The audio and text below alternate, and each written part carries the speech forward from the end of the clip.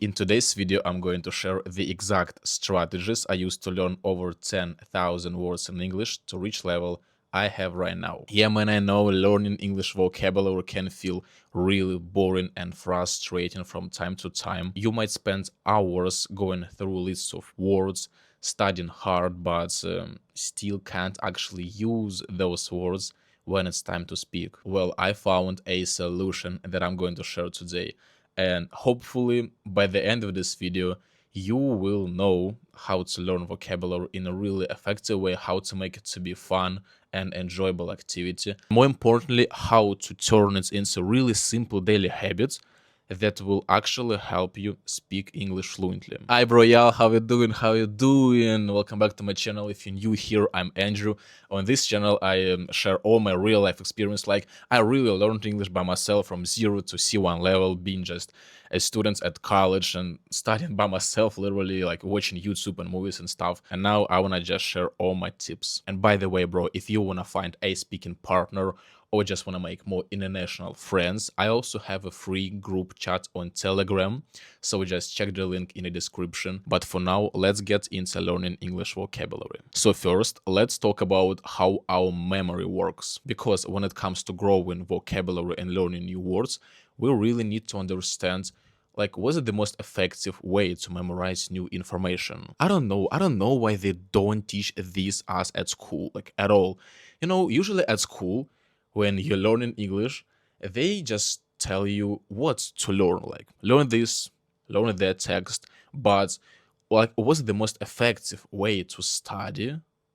Like nobody knows, and they don't tell us. For example, I'm not gonna lie, I learned German at school, and in German class, I remember we were supposed to learn just a huge list, like a table of German verbs. Just look at this, such a huge table. I was just sitting hours, literally, the evening before actually going to class, going to school.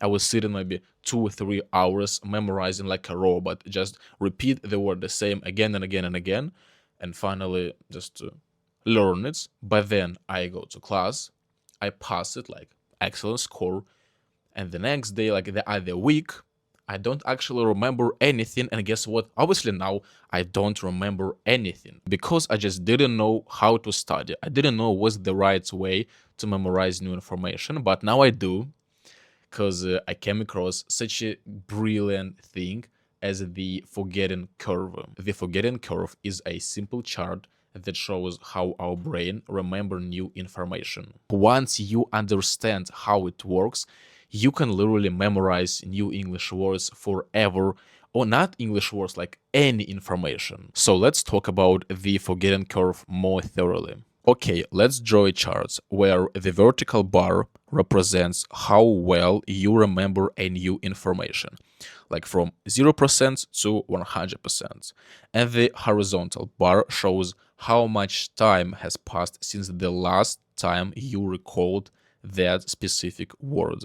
A day, a week, a month, a year, and so on. Let's imagine you learn the word chicken. So when you've just learned a new English word, you remember it 100%. But as time passes, you keep forgetting it. Look at this. This curved line is called the forgetting curve itself. It represents the process of forgetting. After just one day, you might remember only around 40% of what you learned yesterday. A huge drop, and then it keeps going even lower. So basically, our mission is to recall the word chicken right before you're about to forget it, after this sharp drop, so we can bring it back to 100% again. Not earlier, like you would want to recall chicken here, only when it's almost forgotten. Because if you repeat the same word again and again, just the way I did it with that huge German table, remember? Yeah, you're studying hard and you will stay just at this point, 100%. But you can't study forever, and once you stop studying, the process of forgetting begins. It's inevitable. Yes, studying hard might be effective if you have an exam tomorrow morning and you just don't have all these years to memorize forever. So you just study, you pass the exam, and you forget it all. That's a short-term memory. But if you want that information to stay with you for the rest of your life, we need to move it to a long-term memory. And in order to do that, we need to study smart, not hard. So the next time you review the word chicken will be after a week, then after a month, and every time it will stick to your memory better and better.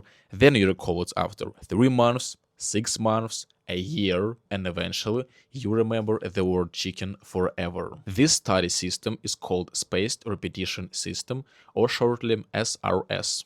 I've been using it like literally every single day for 2.5 years, like the whole period I'm learning English, and it works just perfectly, man. This simple method is going to help you organize all new English words and turn learning into just a simple fun game, so you will not even feel like you're studying anymore. What you're going to do is basically for every new English word you want to learn, you create a separate flashcards.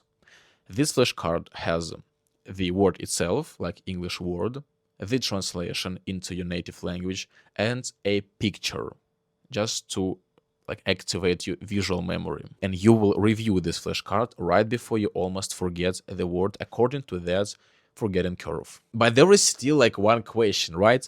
How you will know when you almost forget the words? How will you track a time for every single English word you want to learn? Like, it's impossible to set a timer for every single word. And here it comes to really simple solution. Now we got just a lot of apps, mobile apps with the implemented SRS system. These apps have a really powerful algorithm. It will track time, like you do not need to do anything, just open it and practice vocabulary. And they, like those apps, will show you the word chicken right before you're about to forget it. So the only concern you have is to actually open it and tell the algorithm whether you remember the words or you do not remember it. The words that you feel confident in, you're not going to see them every week. The algorithm will control it and it will show you that word maybe once a month and then once every 2-3 months. There is absolutely all right as long as you still recall those words. Okay, now let's talk about how I made reviewing flashcards my daily habit. And this habit became a natural part of my daily life, so I don't feel like studying anymore. I don't feel like even spending time on learning vocabulary because, I don't know, it feels so easy. Here is what you can do to create this habit. Set a specific number of flashcards you want to review every day. And do it every day. That's it. Like, clearly do it every day, man. I'm not kidding. Specific number, I want to do 20, 30, 50, 100, doesn't matter how many flashcards you want to do, but review it every day. Yeah, at first you will definitely feel uncomfortable with that. Maybe you will even force yourself to open that app and do flashcards because it's impossible to create a habit in like days, even in a week. It usually takes around 3 or 4 weeks to actually make it to be your daily habits. So the most difficult part is in the beginning. Just stay patient, go through it, and after a month, a 2 month, a half a year, imagine doing it every single day for half a year, it will become just a part of your life. And once you have flashcards on your phone, you can literally learn English anytime, anywhere. It doesn't matter. Okay, now we're going to talk about other methods that will help you focus on smart studying and find right vocabulary to learn. Bro, if you're a complete beginner in a foreign language, the best way to start is to learn first 625 the most common words. Down here on the description, guys, I left a list of 625 most common English words. You can get it and create flashcards, because if you know these words, you can literally understand around 80% of daily English.